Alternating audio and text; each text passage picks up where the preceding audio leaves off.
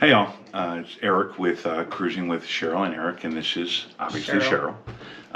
Welcome back to our YouTube channel. And today we're going to do a little, well, I don't want to say a little, but we're going to do a video with common first-time cruiser mistakes. Got I think it's like a baker's dozen. But yeah, basically just some things that we have done and or have seen other people do, and hoping if you get something out of this, it'll make it a little easier for you. So let's get started.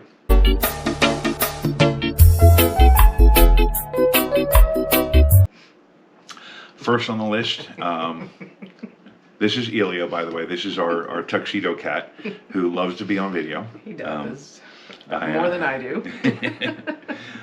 Hi, baby. So, anyway, that's number one. Don't pack a cat. They don't like cruising all that much. Well, actually, no, that's not number one. But I'm going to actually let Cheryl talk a little bit about the first one, since she can identify with this issue. And the first one is overpacking. No such thing. Dude, I am all about having everything I need in case of an emergency. Okay. So, back to reality. So, if you're going on a 7-night cruise, if you've never been on a cruise, I'm sure your first thought is to pack, give or take 2, maybe even 3 outfits per day. Because different itineraries, different days, doing different things. Some are formal nights, some are casual nights. Advice I was given by a very, very veteran cruiser. Actually, the gentleman, I believe, holds the record for the most cruises of the modern era. Let's put it that way. I can't remember his first name, but I think he's over 1,000 cruises on Royal Caribbean. Cheryl and I had the chance to meet him one day, and his favorite piece of advice to give people is pack twice the amount of money you think you need and half the clothes you need. So that unfortunately has not been heeded by certain people, but. All right, Ilya, enough. You can't knock the camera around. Come here, baby. So anyway, try to minimize what you pack as much as you can. I'm not going to talk about the ladies packing because I have no say in that. Really, but for guys, arguably, I pack 2 bathing suits, like 4 pairs of shorts. All right, let's not go through the list shall we? Okay. But we can do that in another video. For 2 weeks. Yes, she does. Lie. Yes, she does. But yeah, in my defense, because he packs so little, I can overpack his bag. Well, but no, got to remember the goal is to leave room in the suitcase so that the stuff you buy on the ship and on the islands can fit in the suitcase on the way home, so you don't have to buy another suitcase just to bring your souvenirs home. Or what you can do is pack a travel bag small enough that you can put it in your bag, so you have a bag to bring your stuff home that you won't have to put in your suitcase. Anyway, second point. Not checking in online before you cruise. Some first-time cruisers don't know how valuable that can be. What do you think? Is it why does that help? It just, if there are any issues, you are aware of them before you cruise. If you're an older couple and you don't have the tech savviness to do it, reach out to a family member, your travel agent who may have booked the trip for you. If you book directly through the cruise line, reach out to them. It just saves a lot more trouble in the long run. And for me, the number one reason to check in ahead of time is travel day is not my favorite day. Just like whether crowds. Embarkation or disembarkation. So the less hassle, the less lines I have to wait in, that are between me and being on that ship with a drink in my hand, the better. So as much as I can do ahead of time, while sitting home at night, watching TV or whatever, do all that stuff ahead of time. So when you get your check-in time, you get there, you've got hopefully, only maybe a dozen people ahead of you in line. You get in, you hand them your documents, bing, bang, boom, you're on the ship. Yes. Okay. Number 3. I don't have my glasses on, so you're going to have to read them like I said. Yeah, that's fine, honey. Not a problem. Ignoring the daily schedule while you're on board. The daily planner, Okay. Why do you think that's a first-time cruiser mistake, ignoring that? Because honestly, you will miss out on a lot of opportunities.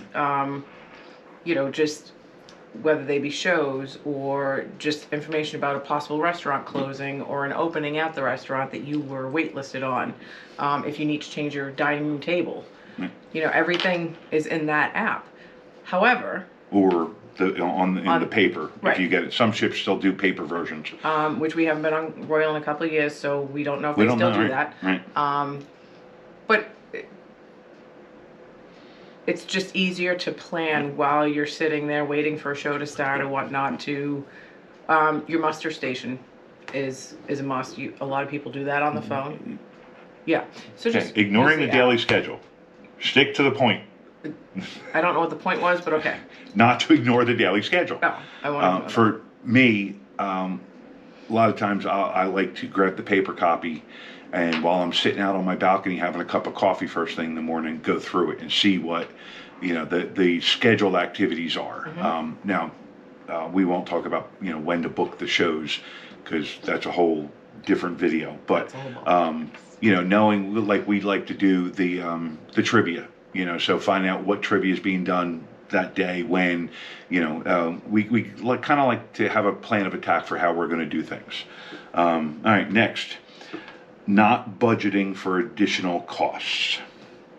So cruising is not all inclusive. It is almost all inclusive, but a common mistake that we didn't necessarily fall into, but that we have seen other people fall into, is not bringing, not bringing cash for tipping.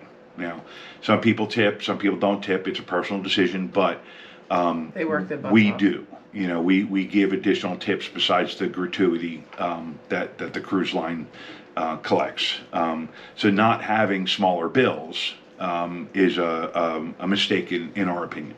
Having ones, fives, tens, and some 20s, it goes a long way. Also, not budgeting for, like they have liquor sales on board, they have jewelry sales, they have trinkets, they have t-shirts, like logo gear. Not making sure that you have some room on your credit card so that you can purchase those things. Something that you should think ahead about. Here's a really, really big one. And by the way, these are in no particular order. They kind of just how they popped into my mind. Missing ship's movement. Why is that a mistake, honey? Not being back on board the ship when the ship sure. leaves from the port. SOL. Elio agrees. Well, missing the ship's movement and not paying attention to the time on board either. Well, that's a different talking point. Again, but, I don't have my glasses on, so I can't see the points. But why is it? What happens if you miss the ship and the ship leaves without you and you're standing on the dock? You either have to take a flight home or a flight to the next island, and that's out of your own pocket. Yes, Right. That is not covered by trip insurance. Right.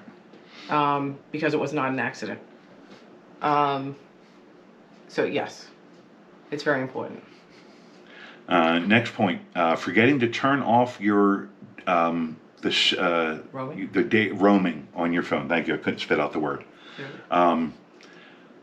Everybody that we talk to about taking a cruise, we always tell them, when you get on board that ship, even while you're still sitting in the home port, put your plane in airplane mode, and That then would be your phone in airplane mode. what did I say? You said Put your plane in airplane mode. Okay, yeah. Don't put the plane in airplane mode. Put your phone in airplane Put mode. the ship on cruise control. There you go. You can still then turn on the Wi-Fi and connect to the ship's Wi-Fi. You play your games. To play your games, to do Facebook, Messenger, what Instagram, whatever if you you get the Wi-Fi package. But make sure that phone stays in Wi-Fi mode. I'm sorry, in airplane mode, because otherwise, we've seen people come home with $1,000 phone bills because they forgot to do that and they sent a text while they were in a foreign country or in the middle of the ocean. Well, your carrier generally sends you a text saying, you're in roaming. I know one company Some of them do, some of them don't. You don't want to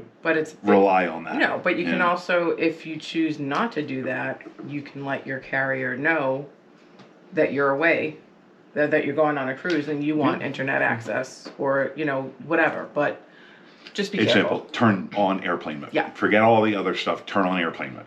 That's my 2 cents worth. Next, not taking seasickness precautions. If you've never been on a cruise ship, if you've never really been on the ocean, don't take a chance. Take the time, go see a doctor, get some prescription medicine, a patch or the pills, whatever your doctor recommends. At the very least, go to get the over-the-counter Bonine or what's the other one? There's another one that's over-the-counter. Take something with you, because just in case. If you've never been seasick, it's not fun. Awful. And you don't want to spend thousands of dollars to go on this amazing vacation and be stuck hovering in the bathroom the whole time. Okay, I won't get any more descriptive than that. Thank you. Ignoring safety protocols, i.e. now your muster station. There you go. Why is that important? You must go. It's important because if God forbid, heaven forbid, whatever, if you have to abandon ship, you need to know where to go and in a hurry. So for those of you who haven't cruised, every single person on a ship has a muster station. I'm not saying mustard, I'm saying muster, M-U-S-T-E-R. And that's basically that word means when there's an emergency, this is the location you are to go. Okay? And they will, so when you first get on board the ship, thank goodness that most of the ships have changed that, because it used to be you would get, you'd be out on one of the decks, and you'd stand there for 45 minutes while they gave you the speech, and you're literally like this. But you also have to wait for everybody to get there, and they have a checklist as to whose muster stations are where. And until everybody gets checked in, they didn't. So now they changed it because of COVID, and now the muster station, like the last trip we were on, the muster station was in the casino. Correct. So, you get on board the ship, and before that ship can leave the port, every single person, every single passenger has to go to that muster station, and they do a safety drill. They show you how to put on, a life vest. They give you general information, and they tell you, if there's an emergency on board ship and you hear a certain, signal, you're to immediately go to the muster station. Correct. And, they will do a head count, and then they will give you further instruction. The ship, according to maritime law, that ship is not allowed to leave that port, that dock, until every single passenger has been checked in. So when you get on board, my suggestion, the minute you're on that ship, if you want, stop at a bar, get your first drink if you want, and then immediately go to the muster station. Get that over and done with, so you don't have to worry about it. The point is, if you're you're technically not supposed to have alcohol during the muster.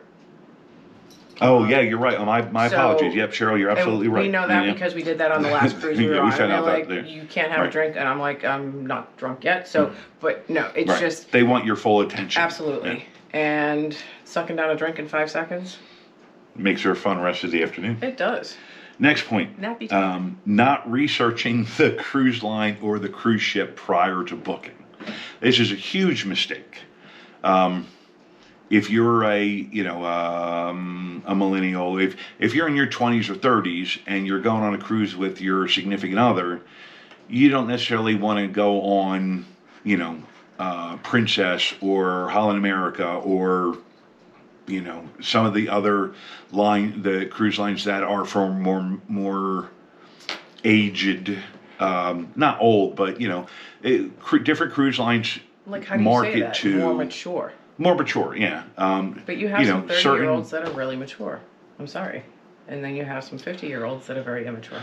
and we're not talking about maturity level, we're talking about the demographic that the cruise ship targets, therefore what all of their entertainment and all of their onboard activities are geared towards. Okay. So if you're 25 and you want to, dance the night away until 2, 3, 4 in the morning, and you're on a Princess ship, they roll up the sidewalks at 11 o'clock, On the flip side of that, if you're in your 60s or 70s and you don't want to be partying with a bunch of 21-year-olds, don't take a Carnival cruise. So do your research ahead of time. If you have any questions about cruise lines based on your desires, send me a comment, shoot me a message. I can steer you in the right direction. All right, next. This is neglecting to monitor account charges. So when you're on the ship, excluding tips, no cash is, they do not take cash for anything. Everything gets put on your room card, therefore on your room charges. So at the end of your cruise, you get that final bill, okay? It's a good idea to take 5 or 10 minutes, sometime each day, and usually you can do it either on the app on your phone or on the TV, and just kind of flip through the charges, because cruise lines are made up of human beings. They can inadvertently charge the wrong amount to your account, or double it, or whatever. You just want to keep an eye on that and make sure that you don't wake up one day on third day in and you've got $1,000 worth of charges because they say you don't have a drink package, and you and your significant other have been having a good old time with the drinks, and it's been $15 times however many drinks. If that does happen, go right to guest services. They can get it squared away.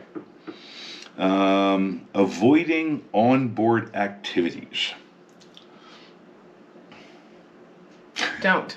We've met some great people during. Yeah, and don't. Well, I can't say don't. Well, there are some people that they go on a cruise with their significant other and they don't want to talk with other people. They don't want to engage. Don't be like that person. You meet some incredible people on a cruise ship because everybody's there having fun. Everybody's relaxed. Do the onboard activities. Go to the belly flop contest. You don't have to join in if you don't want, but go to the belly flop contest. Do the dance lessons. Get out of your comfort zone a little bit. Do something that you don't do every single day. That's kind of arguably the point of the whole thing. All right, getting down to the towards the end. Not considering time zones. So your ship is not always. The ship's time does not always synchronize with the island time for the island that you're on. And there are a couple of reasons for that. But basically, make sure you know what ship's time is. Because the ship's time is when you need to be back. So, you don't want to be that person who's, connects to a local, a local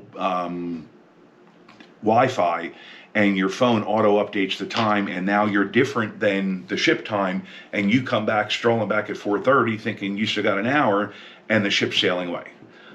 So my suggestion, if you're going to use your phone, and or if you have a smartwatch attached to your phone, when you get on the ship, turn off the setting in your phone that auto updates the time based on the local settings. All right, Elliot, I'll pet you while we're talking, because you don't want the other option. Take an old-fashioned Timex watch that's not connected to anything, and make sure that's set to ship's time. Okay. Last but not least, this one's all you, baby. Underestimating the sun. And why is that a first-time cruiser mistake? Oh, because you'll end up Lobsterish? Yeah, but I'm very cautious about my lobsterisms. So when you're particularly in the Caribbean, sailing in the Caribbean, and you're from, the northern part of the U.S. or Canada, Or as white as a ghost, people. or I'm yes, just saying. the sun is very strong because the closer you get to the equator, the stronger, the closer the sun is to the earth. Which And we should have learned that in school. yes, well, people forget, I so understand. that's why I'm reminding them. You don't want to. So, point is, if when you're hanging out at home at the pool and you're used to putting on sunblock once every 4 hours, on a cruise ship you want to do it every 2 hours. If you're used to doing it every 2 hours, do it every 1 hour.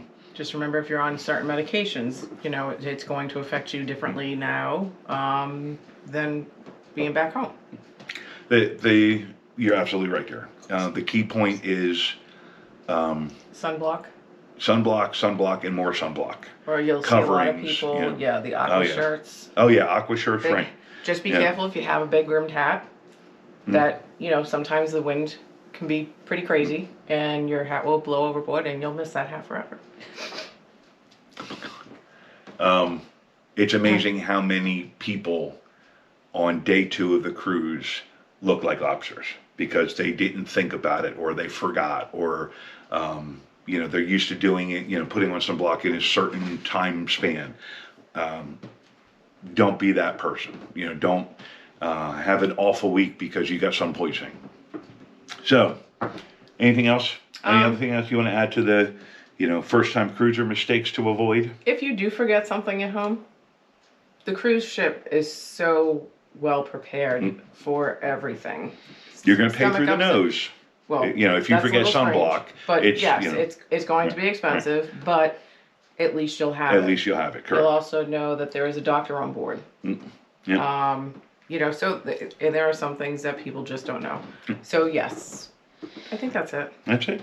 Okay. So from one overpacker to another, Don't do it. pack away.